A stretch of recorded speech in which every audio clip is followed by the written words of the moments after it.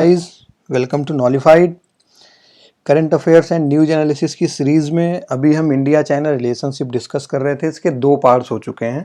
पहले दोनों पार्ट्स में हम लोगों ने ये पढ़ लिया है कि कैसे People's Republic of China establish हुआ और शुरुआती दौर में भारत और चीन के रिश्ते कैसे थे, फिर किस तरीके से वो रिश्ते ख़राब हुए और 1962 का वॉर हुआ, उस वॉर का क्या रिजल्ट रहा और उससे हम लोगों ने क्या क्या सीखा, ये सब हम पिछले दोनों पार्ट्स में डिस्कस कर चुके हैं। आज हम उसके आगे बढ़ेंगे। आज दोस्तों हम एक और वॉर के बारे में पढ़ेंगे जो इंडिया और चाइना के बीच में हुआ, इंडिया चाइना वॉर ऑफ 1967। इस वॉर के बारे में दोस्तों बहुत कम बताया जाता है, बहुत कम पढ़ाया जाता है। पता नहीं क्यों, मुझे इसका कारण नहीं पता है। हो सकता है कि ये 1962 के जितना बड़ा नहीं था, लेकिन 1967 का जो वॉर था इंडिया और चाइना के बीच में, इसमें एक तरीके से भारत ने 1962 के अपने हार का बदला लिया चीन से, क्योंकि 1967 में भारत ने चीन को एक तरीके से हराया। तो आज हम उसी वॉर के बारे में पढ़ेंगे। तो दोस्तों, आगे बढ़ने से पहले मैं आप लोगों को एक बार याद दिला देता हूँ, प्लीज़ चैनल को सब्सक्राइब कीजिए, वीडियो को लाइक कीजिए, शेयर कीजिए, ताकि सारे जो लेक्चर्स के वीडियोज़ हैं वो आपके पास समय समय पे पहुँचते रहें और बाकी लोगों का भी ज़्यादा से ज़्यादा भला हो सके। चलिए दोस्तों, फिर शुरू करते हैं। आज हम एक और लड़ाई के बारे में, इंडिया और चाइना के बीच में जो हुई थी। तो पहले मैं आपको इसका बैकग्राउंड बताता हूँ। 1962 के वॉर के बाद कई सारे इंटरनेशनल फोरम्स पे चाइनीज़ लीडर्स ने ये बोला कि हमने 1962 का जो वॉर किया इंडिया के साथ, वो एक तरीके से इंडिया को सबक सिखाने के लिए किया। भारत को हम सबक सिखाना चाहते थे, उनके घमंड को दूर करना चाहते थे। उनके लीडर्स ने ये भी कहा कि जो भारत के प्रधानमंत्री हैं पंडित नेहरू, वो घमंडी हो चुके हैं, वो अपनी झूठी शान में जी रहे हैं, भारत अपनी झूठी शान में जी रहा है। उस शान को, उस घमंड को हम ख़त्म करना चाहते थे। इस वजह से हमने 1962 का वॉर लड़ा और भारत को हराया। ऐसा कई सारे इंटरनेशनल फोरम्स पे चाइनीज़ लीडर्स ने बोला था। लेकिन दोस्तों, सच्चाई कुछ और ही है। सच्चाई ये है कि जब से 1949 में पीपल्स रिपब्लिक ऑफ चाइना बना, इस चाइना के अपने सारे के सारे पड़ोसियों के साथ जो रिश्ते थे वो बहुत ही ज़्यादा तनावपूर्ण ही रहे। उसका कारण था कि चाइना अपने सभी नेबर्स के साथ बहुत ही ज़्यादा एग्रेसिव रहता था, खासकर कि बॉर्डर को लेकर के। और जो इंडिया और उसके नेबर्स थे, मतलब जो साउथ ईस्ट एशिया की कंट्रीज हैं, उनके साथ जो चाइना इतना ज़्यादा एग्रेसिवली बिहेव करता था, इतना ज़्यादा एग्रेसिव रहता था बॉर्डर को लेकर के, उसका एक कारण था। और वो कारण जो था वो इनके जो संस्थापक थे, माओ जेडंग, इनकी एक थ्योरी थी। इस थ्योरी को ये कहते थे the palm and 5 fingers theory. इस थ्योरी की वजह से चाइना साउथ ईस्ट एशियन अपने सारे के सारे नेबर्स के साथ बहुत ज़्यादा एग्रेसिव रहता था। ये थ्योरी क्या थी दोस्तों? ये थ्योरी ये थी कि ये कहते थे कि साउथ ईस्ट एशिया की कंट्रीज को आप अपने हाथ की तरह देखिए। ये जो तिब्बत है, ये हाथ का पंजा है, पाम है, और ये जो बाकी के एरियाज हैं, ये इनकी 5 उंगलियों के बराबर, उंगलियों की तरह हैं। एक फिंगर लद्दाख है, एक फिंगर नेपाल है, एक फिंगर सिक्किम है, एक फिंगर भूटान है, एक फिंगर जो अभी का हमारा अरुणाचल प्रदेश है, और उस टाइम का जो हमारा नेफा था, नॉर्थ ईस्ट फ्रंटियर। तो इन्होंने ये कहा कि ये 5 फिंगर्स हैं और ये पाम है। तो 1950 में जब इन्होंने तिब्बत के ऊपर कब्जा कर लिया, तो इन्होंने कहा कि हमने पाम को लिबरेट कर लिया है और अब हमको इन पांचों की पांचों जो फिंगर्स हैं इनको लिबरेट करना है। और इनके लिबरेट करने का मतलब था कि इनको चाइना में मिलाना है। तो ये इनकी थ्योरी थी, इसी थ्योरी पे ये वर्क करते थे। इसी के मद्देनजर रखते हुए इन्होंने 1957 में अक्साई चीन के ऊपर कब्जा भी किया।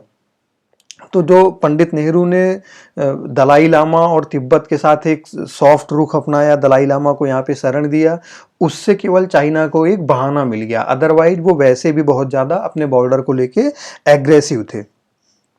तो ये थ्योरी जब इनकी आई, तो चाइना ये चाहता था कि अब हम इन 5 फिंगर्स को भी लिबरेट करें, यानी कि एक तरीके से अपने में मिला लें। लेकिन इंडिया ने इसका जो काउंटर स्ट्राइक किया, जो काउंटर अटैक किया, वो बहुत बेहतरीन किया। बहुत बेहतरीन इसलिए किया कि उसने इंडिया ने इन पांचों की पांचों जो फिंगर्स थी उनकी थ्योरी के हिसाब से इनके रिश्ते अपने साथ बहुत अच्छे बना लिए। 1962 में सिक्किम इंडिया का स्टेट नहीं था, सिक्किम इंडिया का पार्ट नहीं था, तो इंडिया ने इसके साथ अपने फ्रेंडली रिलेशन बनाए, भूटान के साथ फ्रेंडली रिलेशन बनाया, भूटान के साथ एक पीस और फ्रेंडशिप का समझौता किया, इसी तरीके से नेपाल के साथ एक पीस एंड फ्रेंडशिप का समझौता किया। जब हम इंडिया और नेपाल के रिलेशन को पढ़ेंगे तो फिर हम इस इंडिया और नेपाल के जो उस टाइम पे पीस फ्रेंडशिप का जो समझौता हुआ था उसके बारे में डिटेल में पढ़ेंगे। Ladakh was the part of India, Ladakh के लोगों का भरोसा जीता, और Arunachal Pradesh was also the part of India, इनके यहाँ के लोगों का भी इंडिया ने भरोसा जीता। तो डिप्लोमेसी के साथ और अपने बड़े दिल के साथ भारत ने इन पांचों फिंगर्स को अपने से एक तरीके से बहुत अच्छी तरीके से संभाल के रखा। तो यहाँ पर जो इनकी ये 5 फिंगर्स को लिबरेट करने वाली थ्योरी थी, ये ढंग से काम कर नहीं रही थी। तो इसकी वजह से 1962 के वॉर को जीतने के बाद भी चाइना बहुत ज़्यादा इरिटेट रहता था, और इरिटेट रहने के कारण हमारा जो बॉर्डर था, जो लाइन ऑफ एक्चुअल कंट्रोल था इंडिया चाइना बॉर्डर पे, वहाँ पर कभी थोड़ी थोड़ी तनातनी इंडियन और चाइनीज फोर्सेज के बीच में हमेशा लगी रहती थी। फिर आप लोगों को पता है कि 1965 में इंडिया और पाकिस्तान का वॉर हुआ, तो इस वॉर का भी चाइना फायदा उठाना चाहता था। उसने एक बार कोशिश किया कि लद्दाख से इन्वेड करे, लेकिन वहां पर इंडियन आर्मी ने इनके इन्वेजन को फेल किया। उसके बाद फिर इन्होंने इंडिया से कहा 1965 में ही कि सिक्किम को छोड़ दो, सिक्किम को छोड़ दो, सिक्किम हमारा पार्ट है, ठीक है। लेकिन जो सिक्किम उस टाइम था, भले ही सिक्किम इंडिया का पार्ट नहीं था, लेकिन उस समय जो सिक्किम के राजा थे और भारत सरकार, उन दोनों के बीच में एक समझौता हुआ था, और सिक्किम भारत का संरक्षित राज्य था, यानी कि भारत ने सिक्किम को प्रोटेक्शन दे रखा था और उसको ये आश्वासन दिया था कि आपके ऊपर कोई भी अटैक नहीं कर सकता है। तो इसकी वजह से जो सिक्किम का जो बॉर्डर था, उसकी जो सुरक्षा थी, उसकी सिक्योरिटी की सारी जिम्मेदारी इंडियन आर्मी के पास थी। तो 1965 में चाइनीज ने इंडियन गवर्नमेंट से कहा कि आप सिक्किम से हट जाइए और सिक्किम हमारा पार्ट है, सिक्किम को छोड़ दीजिए, सिक्किम चाइना का पार्ट है। तो इंडिया ने चाइनीज की इस बात को मानने से मना कर दिया और चाइना को ये बोला कि जो नाथुला जो पास है वो चाइना और सिक्किम के बीच में एक नेचुरल बाउंड्री बनाता है। तो आप नाथुला पास के उस तरफ रहिए, हम नाथुला के इस तरफ हैं, वही हमारी नेचुरल बाउंड्री है। तो खैर चाइना ने उनकी इस बात को तो माना नहीं, लेकिन इनकी जो छोटी मोटी झड़प थी वो चलती रही। और फिर ये छोटी मोटी जो झड़प थी ये 1967 में एक फुल फ्लेज वॉर में तब्दील हो गई, और इस वॉर का जो कारण था वो बाउंड्री पे एक तार बिछाने की घटना से हुई, बाउंड्री पे फेंसिंग बिछाने की घटना से हुई। इंडियन आर्मी जो सिक्किम की बाउंड्री थी वहां पे फेंसिंग कर रही थी, तार बिछा रही थी अपनी बाउंड्री पे, उसी घटना को लेकर के 1967 का वॉर हुआ। लेकिन दोस्तों ये जो फेंसिंग का कारण दिया जाता है 1967 की वॉर का, ये तो सिर्फ एक बहाना है। इसकी जो असली कहानी थी वो तो दरअसल बीजिंग में लिखी जा रही थी, चीन की राजधानी बीजिंग में, और ये कहानी लिखी जा रही थी जून 1967 में। तो पहले मैं आपको जरा वो कहानी बता देता हूं जिसकी शुरुआत जून 1967 से बीजिंग से हुई, और उसके बाद वहां से शुरुआत होते होते कैसे सितंबर 1967 में ये वॉर हुआ, फिर आपको वो कहानी बताता हूं। तो दोस्तों बीजिंग में एक इंडियन डिप्लोमेट थे, सेकंड एम्बेसडर थे बीजिंग में भारत के, उनका नाम था के रघुनाथ। ये 1967 में बीजिंग में पोस्टेड थे के रघुनाथ। के रघुनाथ को चाइनीज ने स्पाइंग करने का एक्यूज किया, उनके ऊपर आरोप लगाया कि ये चाइना के ऊपर स्पाई कर रहे हैं, ये भारत के एक तरीके से जासूस हैं जो कि चाइना में जासूसी कर रहे हैं। और उसका उन्होंने जो कारण बताया वो ये बताया कि ये किसी पिलग्रिमेज में वहां पे कहीं पे कुछ फोटो वगैरह खींच रहे थे के रघुनाथ जी, तो उन्होंने इनकी इस फोटो खींचने के कारण ये कहा कि ये चाइना की जासूसी कर रहे हैं और भारत सरकार को चाइना के बारे में खुफिया जानकारियां दे रहे हैं। तो जब चाइना ने इनके ऊपर ये आरोप लगाया, उसके बाद इनका पब्लिक ट्रायल शुरू हुआ चाइना में। इनके खिलाफ एक तरीके से पब्लिक, चाइना की जो पब्लिक थी उनको भड़काया गया और पब्लिक ट्रायल चालू हुआ के रघुनाथ के खिलाफ। इनके ऊपर एक मूवी भी बना दी गई, उस मूवी का नाम था शिवरली पनिश द इंडियन स्पाई रघुनाथ। और इस तरीके से वहां पर लोगों को इनके खिलाफ भड़काया गया ताकि हम के रघुनाथ को जल्दी से जल्दी फांसी की सजा दे पाएं और एक इंटरनेशनल ओपिनियन ऐसा बने कि के रघुनाथ वो इंडिया के स्पाई है चाइना में, तो हम अगर इनको कुछ मार भी देते हैं तो इंटरनेशनली हमारे ऊपर कोई प्रेशर ना पड़े। ठीक है दोस्तों, तो लेकिन इंडिया ने चाइना के सारे जो एलिगेशंस थे इनको नकार दिया सिरे से और चाइना के ऊपर इंटरनेशनली प्रेशर बनाया कि जो हमारे के रघुनाथ साहब हैं इनको जल्दी से जल्दी आप दिल्ली भेज दीजिए, अब ये बीजिंग में पोस्टेड नहीं रहेंगे। तो खैर जो इंडिया प्रेशर बना रहा था चाइना के ऊपर वो काम आया और चाइना के रघुनाथ साहब का कुछ बिगाड़ नहीं पाया और उनको जल्दी से जल्दी उसने न्यू दिल्ली में भेज दिया। अब मैं दोस्तों आपको एक वीडियो दिखाता हूं और आप इस मामले को समझिए इस वीडियो से कि उस समय भारत में क्या माहौल था जब ये के रघुनाथ वाली न्यूज भारत में आई कि के रघुनाथ को वहां पर फांसी देने की सजा दी जा रही है, उनका पब्लिक ट्रायल चल रहा है।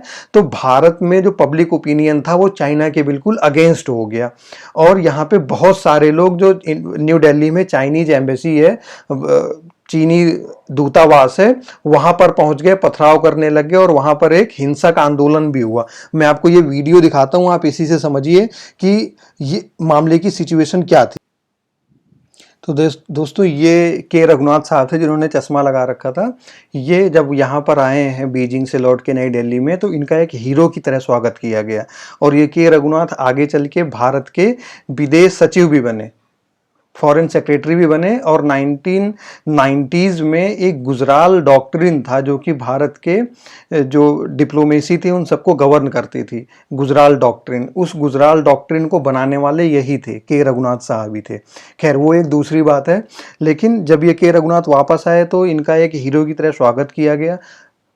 लेकिन इसी मैटर के बाद से जो इंडिया चाइना का बॉर्डर था वहां पर टेंशन बढ़ गई और टेंशन बढ़ गई। वो जो सबसे ज़्यादा टेंशन बढ़ी वो सिक्किम बॉर्डर पे बढ़ी। वो सिक्किम बॉर्डर पे इसलिए बढ़ी दोस्तों क्योंकि सिक्किम बॉर्डर पर जो भारत और चीन के सैनिक हैं वो बहुत ही ज़्यादा आसपास रहते हैं, उनके जो कैंप्स हैं वो बहुत ज़्यादा दूरी पे नहीं है। कई जगहों पर तो उन दोनों के जो कैंप्स हैं उनके बीच की जो डिस्टेंस है वो 20 से 50 मीटर के बीच की थी उस समय।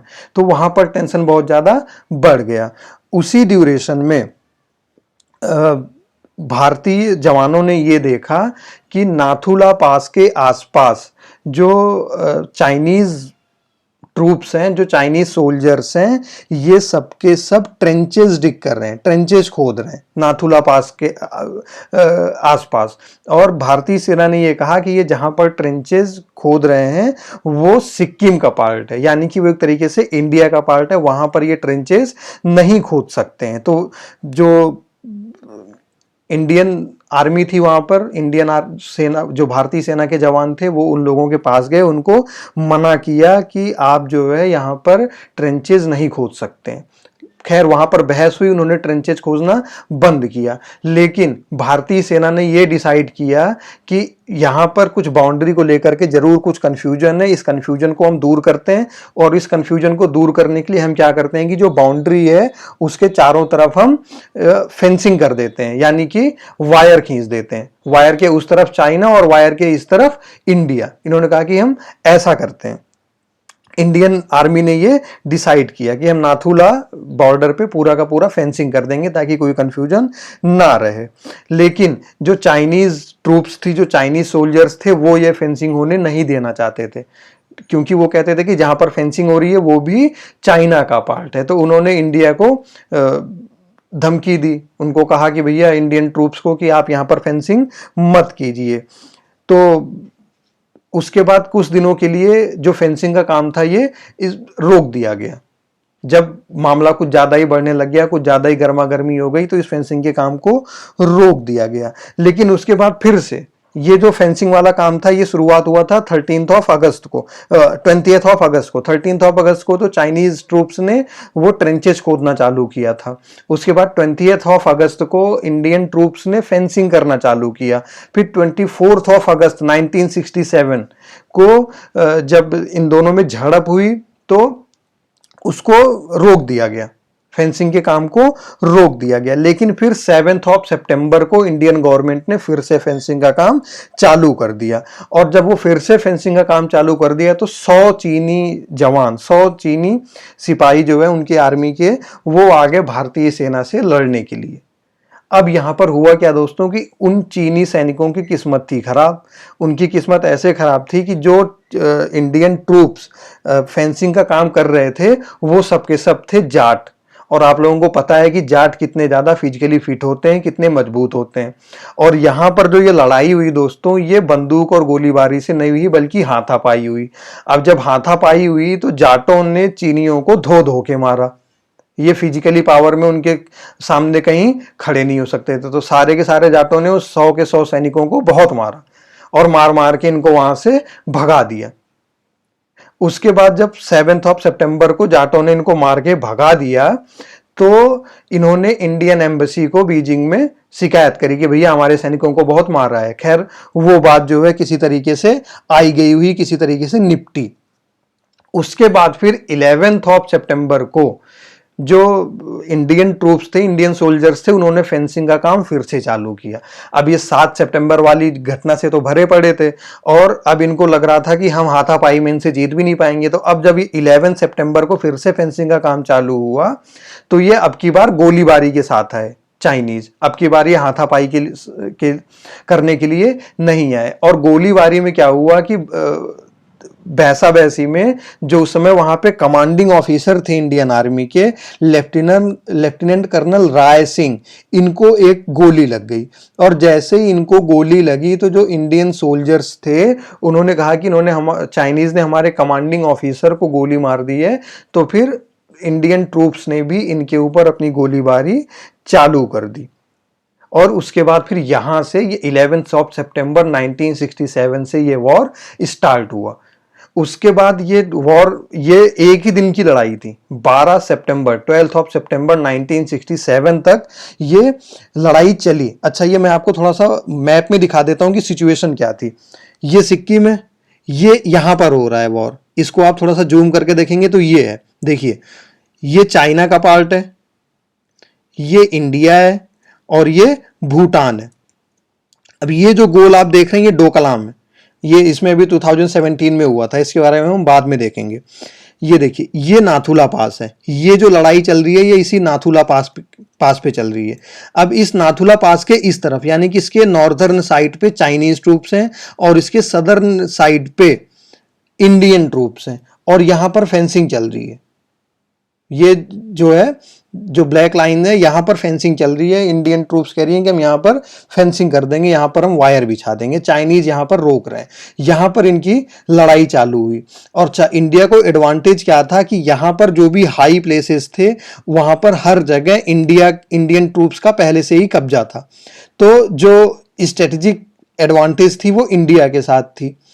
11 सितंबर को लड़ाई चालू हुई और 12 सितंबर 1967 की शाम तक यहां पर लड़ाई चली। और उस लड़ाई में दोस्तों क्या हुआ कि इंडियन ट्रूप्स ने चाइनीज को काफी पीछे ढकेल दिया। ठीक है, और फिर पीछे ढकेलने के बाद जब बहुत सारी कैजुअलिटीज हो गई उधर चाइना की तरफ, इंडिया की तरफ भी हुई लेकिन चाइना की तरफ ज्यादा हुई, तो इंडियन ट्रूप्स ने, इंडियन आर्मी ने खुद ही कहा कि हम सीज फायर कर लेते हैं, जिसको कि चाइनीज ने मना कर दिया। फिर किसी तरीके से 15 सितंबर 1967 को सीज फायर की घोषणा हुई, युद्ध विराम की घोषणा हुई। अनविलिंगली इंडियन आर्मी भी नहीं चाहती थी, चाइनीज आर्मी भी नहीं चाहती थी, लेकिन किसी तरीके से सीज फायर की घोषणा हुई 15 सितंबर। लेकिन बॉर्डर पे टेंशन बरकरार था। उसके बाद दोस्तों फिर 1 अक्टूबर को क्या हुआ कि चाइनीज ने फिर से अटैक कर दिया। अब की बार चोला पास के पास किया, ये वाला जो नाथुला पास से थोड़ा सा नदर्न साइड में है चोला पास, यहां पर अटैक कर दिया। और यहां पर भी जो लड़ाई चली वो एक ही दिन चली, और यहां पे फिर से इंडियन जो ट्रूप्स थी उन्होंने चाइना के ट्रूप्स को 3 किलोमीटर तक पीछे ढकेल दिया। एक मेजर थे वहां पर जो पोस्टेड थे, उन्होंने बाद में अपनी बुक में लिखा है कि हमने 3 किलोमीटर यहां से चाइनीज ट्रूप को पीछे ढकेल दिया था। और जो कैजुअलिटीज भी हुई थी वो भी चाइना की तरफ ज्यादा हुई थी। तो एक तरीके से ये जो लड़ाई थी ये फिर 1 अक्टूबर को खत्म हुई। जो 11 सितंबर को चालू हुई थी, 11 सितंबर को वो लड़ाई खत्म हुई 1 अक्टूबर को। उसके बाद फिर सीज फायर हो गया। फिर दोस्तों 1 अक्टूबर 1967 के बाद से इंडिया चाइना बॉर्डर पे कभी भी फायरिंग नहीं हुई, ये इस सीज फायर के बाद से। लेकिन ये जो 1967 वाली वॉर था, इसमें इंडिया ने एक तरीके से 1962 के वॉर के अपने हार का बदला लिया और चाइनीज को बॉर्डर से 3-4 किलोमीटर तक लगभग पीछे ढकेल दिया सिक्किम में। ठीक है, जबकि सिक्किम 1967 में was not the part of India, वो केवल एक संरक्षित स्टेट था भारत का। भारत ने केवल उसकी सुरक्षा की गारंटी दे रखी थी। उसके बाद फिर 1975 में 36th कॉन्स्टिट्यूशनल अमेंडमेंट एक्ट के तहत सिक्किम भारत में शामिल हुआ। वहां के लोगों की इच्छा पे, वहां के जो लोग थे वहां पर रिफरेंडम हुआ। रिफरेंडम में जो वहां पे डायनेस्टी जो रूल कर रही थी, चुग्याल डायनेस्टी, उससे लोग परेशान थे। तो उन्होंने कहा कि हम चुग्याल डायनेस्टी को खत्म करना चाहते हैं और भारत का एक फुल मेंबर स्टेट बनना चाहते हैं। तो 1975 में फिर 36th कॉन्स्टिट्यूशनल अमेंडमेंट एक्ट के तहत सिक्किम भारत का स्टेट बना। लेकिन 1967 में सिक्किम भारत का राज्य नहीं था। फिर भी भारतीय सैनिकों ने चाइनीज ट्रूप्स को हराया और उनको बॉर्डर से काफी पीछे ढकेला और अपने बॉर्डर की रक्षा करी। तो ये एक तरीके से 1962 के वॉर का बदला था। इसमें जो इंडियन डिफेंस मिनिस्ट्री का जो ऑफिशियल आंकड़ा है उसके हिसाब से भारत के 88 सैनिक 88 सोल्जर्स वर किल्ड और 163 इंजर्ड, 163 इंजर्ड थे और 88 मारे गए थे इंडिया के। और चीनियों के 340 सैनिक मारे गए थे और 450 घायल हुए थे। ये इंडियन डिफेंस मिनिस्ट्री का ऑफिशियल आंकड़ा है।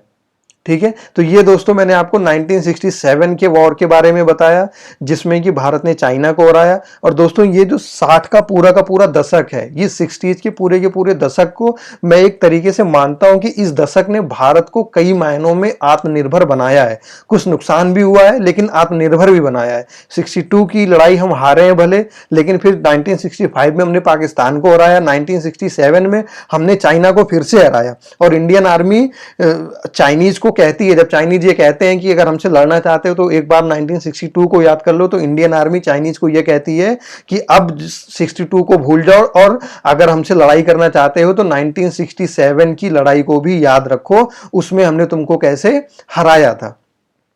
तो ये मैं कह रहा था आपको कि जो 60s का ये का पूरा दशक है, इसने भारत को आत्मनिर्भर बनाया है। हमने 2 लड़ाइयां जीती हैं। उसके बाद फिर हरित क्रांति, जो ग्रीन रिवॉल्यूशन था, श्वेत क्रांति, व्हाइट रिवॉल्यूशन, इसके मामले में हम अन्न और अनाज, खाद्यान्न और दूध, इन सब मामलों में काफी आत्मनिर्भर बने। तो 1960s का ये दशक है, ये हमारे लिए काफी ज्यादा इंपॉर्टेंट रहा है। इंपॉर्टेंट तो खैर हर एक दशक रहा है, लेकिन 60s कई मायनों में इंपॉर्टेंट रहा है। तो दोस्तों ये था 1967 का वॉर जिसमें कि हमने चाइनीज को हराया। इसके बाद फिर कैसे इंडिया और चाइना का रिलेशन आगे बढ़ा और कैसे वो समझौता हुआ जिसमें ये डिसाइड किया गया कि इंडियन और चाइनीज ट्रूप्स बॉर्डर पे फायरिंग नहीं करेंगी, ये समझौता कैसे हुआ और आज जो चल रहा है वहां पर टेंशन, वहां तक बात कैसे पहुंची, इसके बारे में हम अपने नेक्स्ट पार्ट में डिस्कस करेंगे। तो दोस्तों एक बार फिर से मैं आपको याद दिला देता हूं, प्लीज चैनल को सब्सक्राइब कीजिए,